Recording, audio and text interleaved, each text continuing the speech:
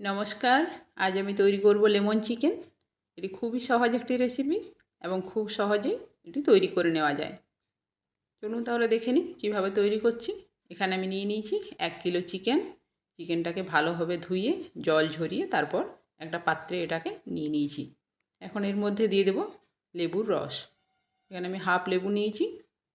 লেবুটার রস ভালোভাবে নিগড়ে এখানে দিয়ে দিলাম, আর দিয়ে দেব হাফ চামচের মতো লবণ।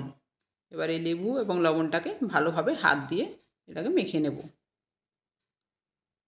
এটাকে ভালোভাবে মেখে নিচ্ছি যাতে লেবু এবং লবণটা ভালোভাবে এর মধ্যে ঢুকে যায়। এখন এটাকে ঢেকে কিছুক্ষণের জন্য রেখে দেবো, মোটামুটি আধ ঘন্টার মতো এটাকে রেখে দেবো।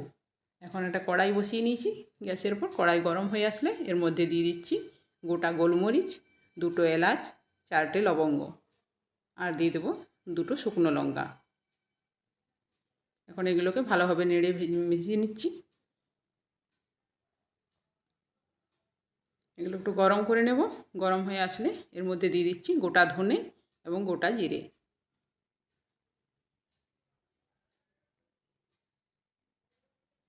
এগুলো গরম হয়ে আসলে রেখে দেবো ঠান্ডা করার জন্য। তারপর কিছুক্ষণ পর ওটা গুঁড়ো করে নেব। এখন একটা ব্লেন্ডারের জার নিয়েছি। জারের মধ্যে দিয়ে দিয়েছি কয়েকটা কাঁচা লঙ্কা, কয়েক টুকরো আদা, আর দিয়ে দেবো কয়েকটা রসুন। সাথে দিয়ে দিচ্ছি ধনে পাতার বোটাগুলো। ধনের পাতাটা রান্না করার শেষে ব্যবহার করব। এখন এই বোটাগুলোকে এর মধ্যে দিয়ে এর একটা পেস্ট তৈরি করে নেব।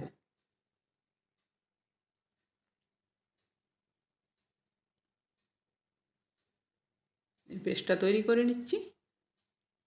পেস্টটা বানানো হয়ে গেছে। এখন নিয়ে নিচ্ছি এখানে টক দই। টক দইটাকে ভালোভাবে এভাবে ফেটিয়ে নেব। খুব সুন্দরভাবে এটা ফেটাতে হবে। তারপর এর মধ্যে মিশিয়ে দিচ্ছি যে মশলাটা তৈরি করে রেখেছিলাম, সেটাও এখানে দিয়ে এটাকেও খুব ভালোভাবে মিশিয়ে নিচ্ছি। দইটাকে খুব সুন্দরভাবে ফেটিয়ে নিতে হবে যাতে রান্না করার সময় দইটা কেটে না যায়। এখন দই আর মশলার মিশ্রণটাকে খুব ভালোভাবে মিশিয়ে নিচ্ছি। এখন চিকেনটাকে দেখে নেওয়া যাক।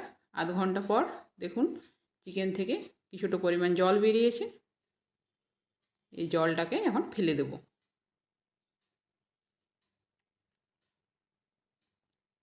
জল ফেলে দেওয়ার পর দই মশলার মিশ্রণটা দিয়ে চিকেনটাকে ভালোভাবে মেখে নেব। খুব ভালোভাবে এটাকে মেখে নিচ্ছি। এখানে আমি লেগ পিসটা খুব বেশি বড় নিইনি। আপনারা যদি বড় নিয়ে থাকেন সেক্ষেত্রে চেষ্টা করবেন টিস্যুটা একটু কেটে দেওয়ার, তাহলে মশলা এবং দই খুব ভালোভাবে ঢুকে যাবে এবং রান্নাটা স্বাদটাও কিন্তু খুব ভালো লাগবে। এভাবে এটা হাত দিয়ে মেখে নিচ্ছি।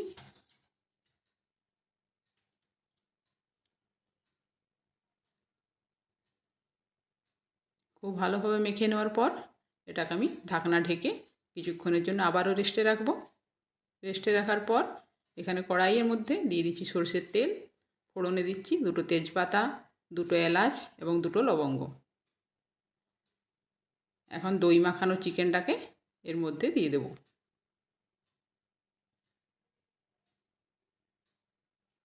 এখানে দই মাখানো চিকেনটা দিয়ে দিচ্ছি।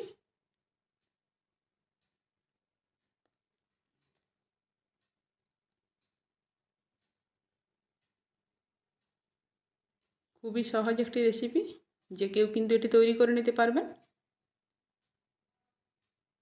এবার এটাকে নেড়ে ভালোভাবে মিশিয়ে নিচ্ছি।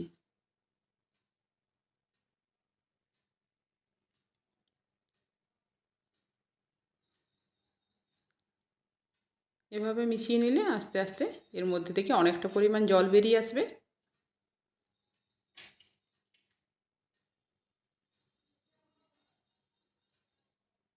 অনেকটা পরিমাণে জল বেরিয়ে এসছে।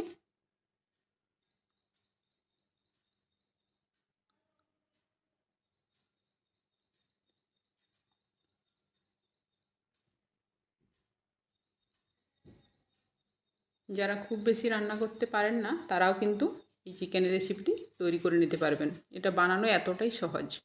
এখন এটা কিছুক্ষণ ঢেকে রেখেছিলাম। ঢেকে রাখার পর দেখুন আরও বেশ অনেকটা পরিমাণ জল বেরিয়ে এসছে এবং চিকেনটাও অনেকটা সেদ্ধ হয়ে এসছে। এখন এতে কালার আসার জন্য দিয়ে দেবো অল্প একটু হলুদের গুঁড়ো। খুবই কম পরিমাণ হলুদের গুঁড়ো দিয়ে দিচ্ছি।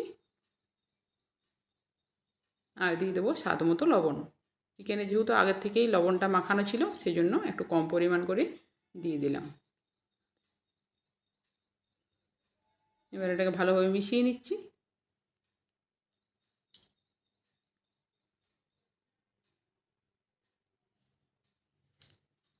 এখন এটাকে আরও কিছুক্ষণ এভাবে ঢেকে রাখবো।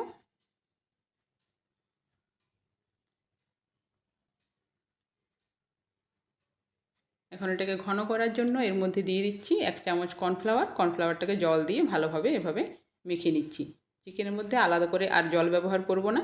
চিকেন থেকে যে জল বেরিয়েছে সেটাই দিয়ে রান্নাটা তৈরি হয়ে যাবে। এখন এই কর্নফ্লাওয়ারটা দিয়ে এটাকে ভালোভাবে নেড়ে মিশিয়ে নিচ্ছি। এটা ভালোভাবে মিশিয়ে নিতে হবে, তা না হলে কিন্তু তলাতে লেগে যাবে। এবার এটাকে ভালোভাবে মিশিয়ে নিচ্ছি, তাহলে দেখুন গ্রেভিটা খুব ঘন হয়ে আসবে। কর্নফ্লাওয়ার দেওয়ার কারণে গ্রেভিটা খুবই ঘন এসছে। এখন যে গোটা মশলাটা ভেজে রেখেছিলাম সেটাকে গুঁড়ো করে এর মধ্যে দিয়ে দিয়েছি।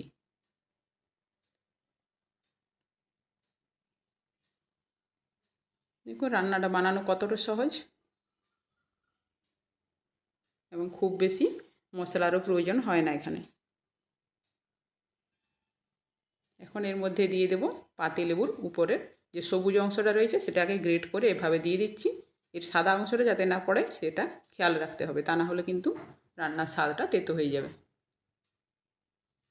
আর দিয়ে দেব লেবুর রস।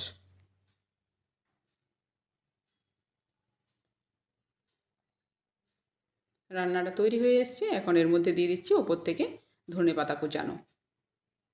দেখুন খুব সহজেই রান্নাটা তৈরি হয়ে গেছে এবং কি সুন্দর তৈরি হয়েছে।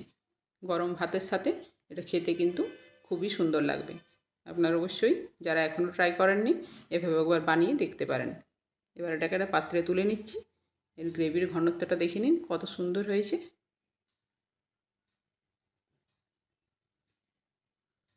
আমার আজকের লেমন চিকেন রেসিপিটি তৈরি হয়ে গেছে।